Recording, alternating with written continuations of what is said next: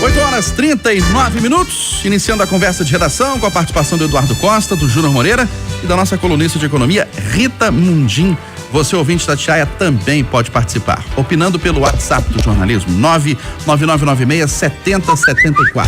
Você manda pra gente sua opinião por meio de uma mensagem de texto. Não esqueça de colocar o seu nome, o bairro ou a cidade onde você está falando. Eleições. Projeção da Itatiaia revela possíveis eleitos para vereador de Belo Horizonte, Eduardo Costa. É uma tradição que você traz a cada eleição para os nossos ouvintes, destacando mais uma vez que não se trata de pesquisa, é uma projeção, um levantamento, uma estimativa que a Itatiaia faz, que você faz com pessoas ligadas à eleição. Bom dia para você. Bom dia para todo mundo. Você já o fez, mas eu preciso reiterar. Nós não temos a menor intenção de antecipar resultado. Não tem caráter científico, não tem autorização da Justiça Eleitoral, é só uma curiosidade jornalística. E por que a gente costuma apresentar sempre 10, 15 dias antes da eleição? É para que não haja dúvidas de que quem não está na lista tem muito tempo para trabalhar para entrar. E quem está na lista tem tempo para trabalhar para consolidar. E o que a gente pede ao eleitor que acompanha aqui no rádio, nas nossas redes sociais, porque daqui a pouco nós vamos publicar no itatiaia.com.br, é que ele considere apenas um indicativo. Se o candidato dele não está lá, não desanime, pelo contrário, você tem que eleger alguém que de fato o represente, até porque senão você vai se arrepender por 4 anos.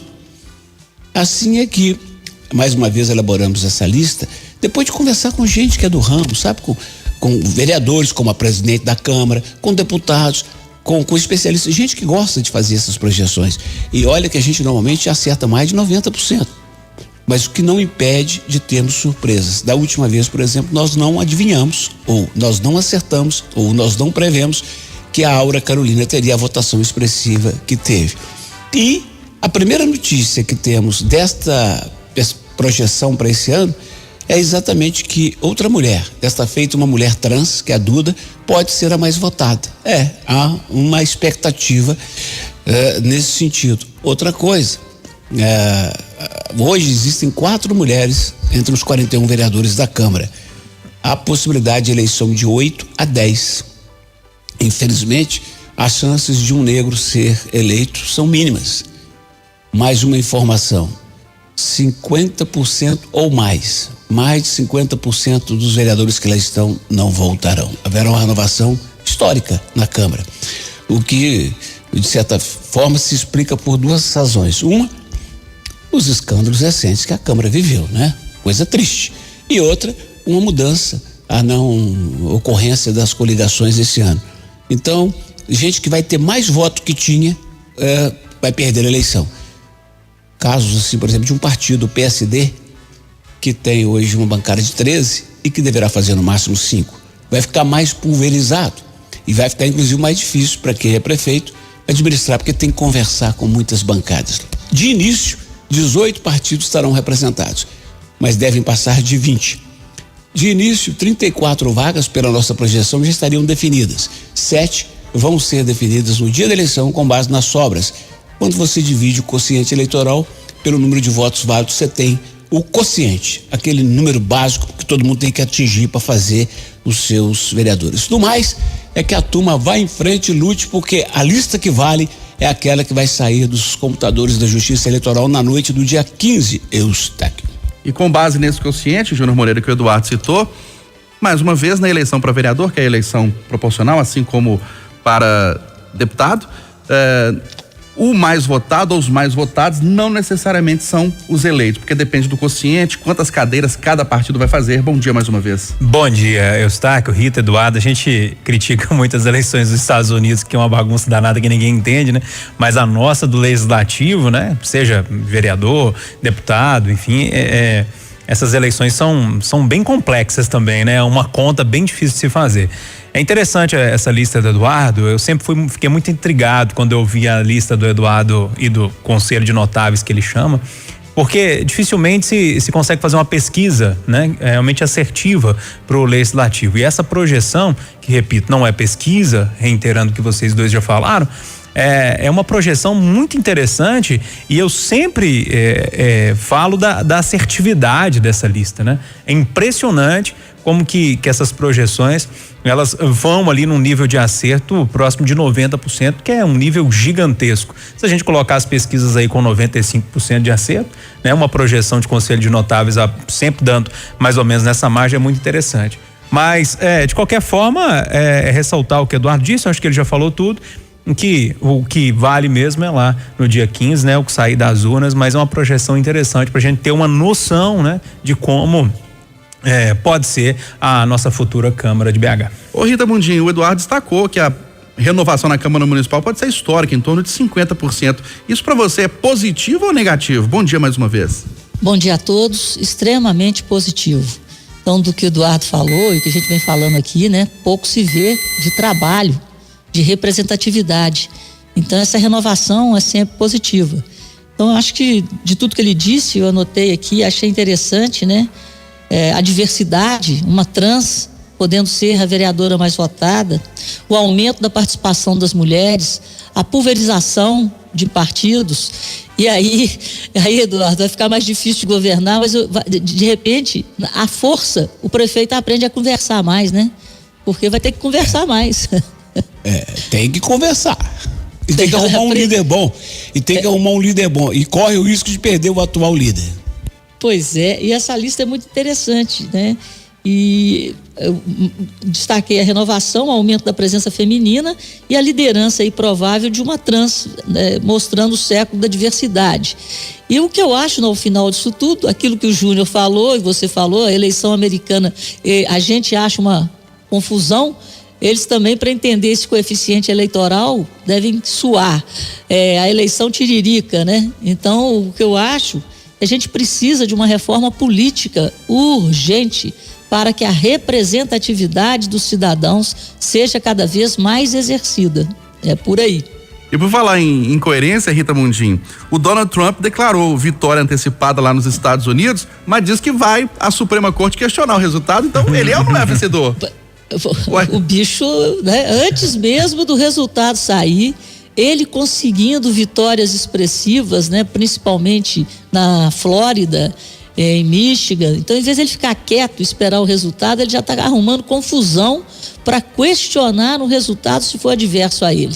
Isso era esperado. Ontem, na véspera, ele baixou o facho, falou que era muito difícil ganhar, mas que mais difícil era perder. Então, acho que ele foi bem sincero. Mas coisas de Trump. Então, o Twitter dele, infelizmente, funcionou mais uma vez para criar mais confusão, mais divisão numa América, nos Estados Unidos, que precisa muito de se unir para enfrentar os problemas que vem enfrentando agora, né, com a volta aí dessa onda de racismo, a própria pandemia, a economia caindo bastante, a maior economia do mundo. Então, Trump não precisava dar essa de Trump antes do final das eleições. Ô, Júnior, a eleição tá apertada e o placar permanece o mesmo desde o início da manhã, 238 a 213 para Joe Biden. Quem atingir 270 delegados leva a eleição americana. Pois é, Eustáquio, o problema não dá para cravar nada, né? Eu já vi os especialistas fazendo ali algumas projeções, né? Dependente, quando você pega um estado e se ali os delegados todos forem, enfim, é uma confusão. Tem alguns estados que nem todos os delegados vão, enfim. É aquela história, né? Que a gente é igual futebol americano, que a gente nunca vai conseguir entender essas eleições americanas. De qualquer forma, eu acho que o ponto alto do momento da apuração até aqui foi esse que você chamou a atenção para Rita. Eu estava aqui no Café com Notícia por volta de 5:10 da manhã, quando o Donald Trump fez esse pronunciamento ao vivo ali, em cadeia nacional, direto do comitê de campanha dele. E eu vou te falar, me pareceu o tom de voz, que eu acho muito interessante a gente sempre ouvir para tentar entender o tom de voz, né? Ele disse assim: nós vencemos. Não foi nós vencemos, né? Nós vencemos, mas já tem fraude aí, a gente vai correr para a Suprema Corte, enfim, parecendo já que tem ali algum estresse no sentido de realmente ele não conseguir levar essa eleição. Mas repito, não dá para cravar nada ainda. Tem algumas inversões de estados, alguns estados que normalmente eram republicanos se tornaram democrata e vice-versa. Enfim, tem que esperar essa eleição, até porque muitos votos foram dados pelo correio, né? Via correio, e aí que tá o grande X da questão. Normalmente, tende-se a pensar que esses votos via correio são votos do lado do Biden, porque são pessoas que não querem ir até uma zona eleitoral para ficar na fila, aquele problema todo da Covid-19, da pandemia. Mas o que a gente já viu de inversão aí, pode acontecer tudo, mas tá bacana de ver. A única coisa que não precisava era o Donald Trump arrumar confusão antes mesmo desse resultado sair, né? E a sua análise, Eduardo Costa, sobre essa eleição apertada nos Estados Unidos? Uma coisa estranha e uma coisa bonita. A coisa estranha, que talvez porque eu vi a urna eletrônica nascer aqui no TRE pelas mãos do Roberto Siqueira, que à época era o diretor de informática, que depois foi para o Tribunal Superior Eleitoral ajudar o Carlos Veloso a implantar a urna no Brasil inteiro. Eu confio muito nela, sabe? Eu sei que ela soma dados sem entrar na internet, portanto não está sujeita à ação de hackers. Então eu estranho que um país como os Estados Unidos não use a urna eletrônica e não anuncie o resultado da eleição para presidente 3 horas depois de fechadas as urnas. Eu estranho. E o bonito é você imaginar mais de 150 milhões de pessoas que não são obrigadas votando. Isso é lindo, isso é respeito à democracia, meu caro.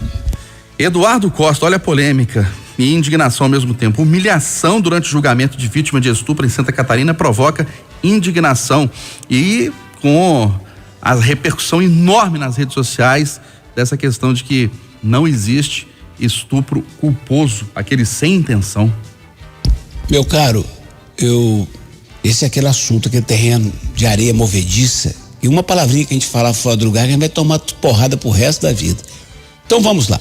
Primeiro, o juiz não escreveu o estupro culposo na sentença. Eu li a sentença do juiz.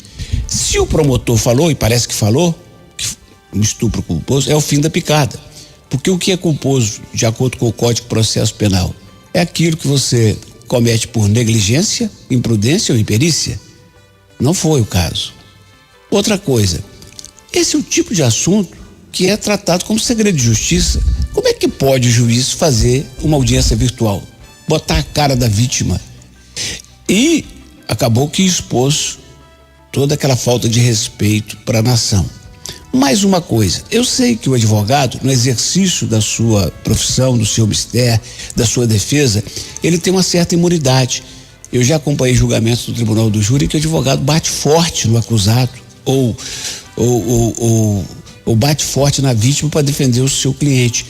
Mas cabia ao juiz, que já errou no meu modo de ver de fazer audiência virtual, segurar a boca do advogado e exigir respeito à moça.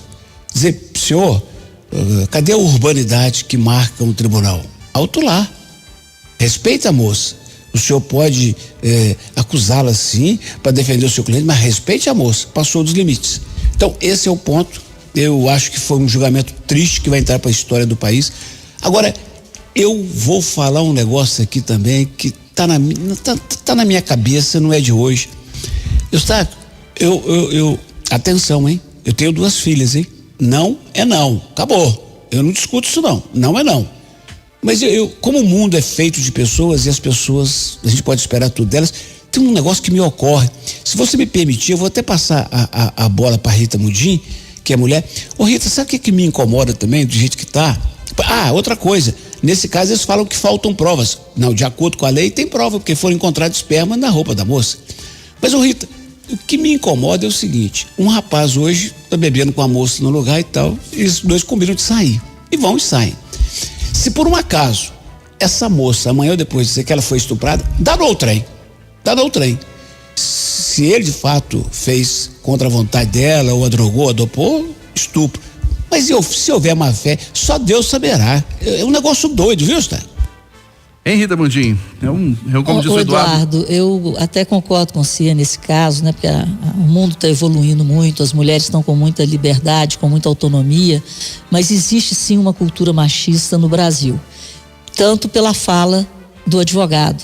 Então, eu acho que o respeito à mulher, né? A gente vê aí a Lei Maria da Penha, a gente vê a própria campanha eleitoral para Belo Horizonte, fala-se mais em violência contra a mulher do que em qualquer outra coisa.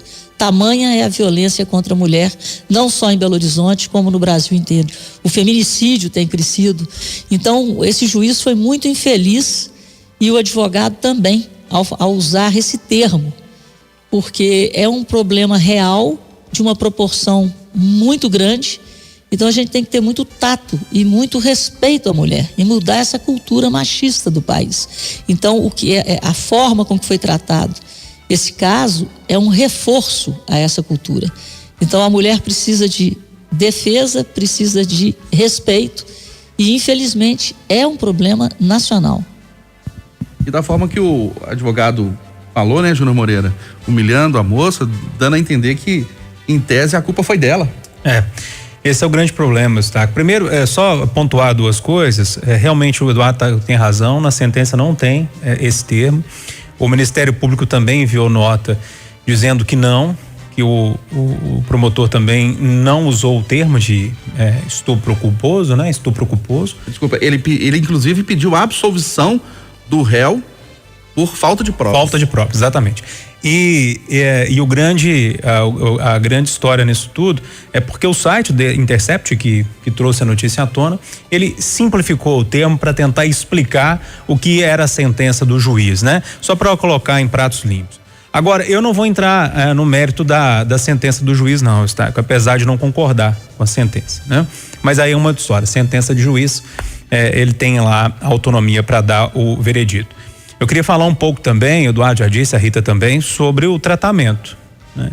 É impressionante você, numa audiência perante juiz, e ser tratado desse jeito. O problema é que quem já acompanhou audiências e julgamentos sabe que tem tratamento desse jeito ali dentro.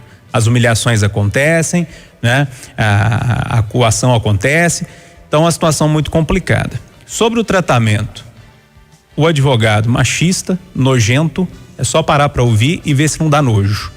E segundo, o juiz permissivo, que permite um advogado tratar a vítima daquele jeito, uma vítima até então colocada ali como vítima de estupro, né? E ser tratada daquela forma. Mostrar fotos da moça porque ela tá com uma mini saia ou com um short e colocar aquilo como culpa da vítima, sabe? Tentar inverter a situação.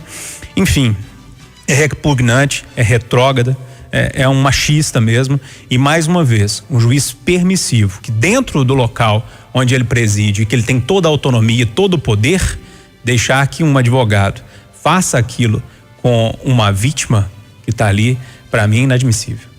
Rita Mundinho, o Senado aprova projeto que dá autonomia ao Banco Central. Na prática, para o ouvinte entender, o que significa isso?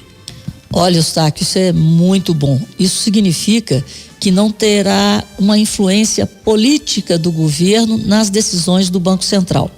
O Banco Central, ele tem por missão entregar a estabilidade da moeda. Ele tem por missão entregar a meta inflacionária que é estabelecida pelo Conselho Monetário Nacional, assim como regular um sistema financeiro e entregar um sistema financeiro sólido. Então, a autonomia dos dirigentes do Banco Central vão deixar que eles coloquem a taxa básica de juros no nível que a economia brasileira necessitar e não no nível politicamente correto para o governo. Então, o governo deixa de ter ingerência nas decisões do Banco Central. É um Banco Central independente. Na prática, o Banco Central brasileiro tem sido independente nos últimos anos, mas essa independência no papel é uma garantia, inclusive, de sermos melhor avaliados no mercado financeiro internacional, de atrairmos mais investimentos, porque reforça a segurança de um ambiente econômico mais saudável, sem interferência política na taxa de juros, que é o principal componente da política monetária, porque é o preço do dinheiro. Positiva essa autonomia, Júnior Moreira? Sim, eu acho que a Rita já explicou bem essa situação. É importante que o Banco Central seja independente para a gente não ficar à mercê de ideologias políticas, que aí está o grande problema, né? É isso, Eduardo Costa? Autonomia para o Banco Central? Mas se o pai fala, meus filhos vão gastar menos no cartão, se eu não vou dar conta, e é demitido do cargo de gestor do lar, Tá danado. Então, quem está na direção do Banco Central é que fala tem que ser esse o caminho, não pode ser demitido, não, senão nós estamos roubados. Tá certa a medida. 8h59 em Belo Horizonte, final do Jornal da Itatiaia, primeira edição desta quarta-feira. Apresentação, Kátia Pereira e Eustáquio Ramos.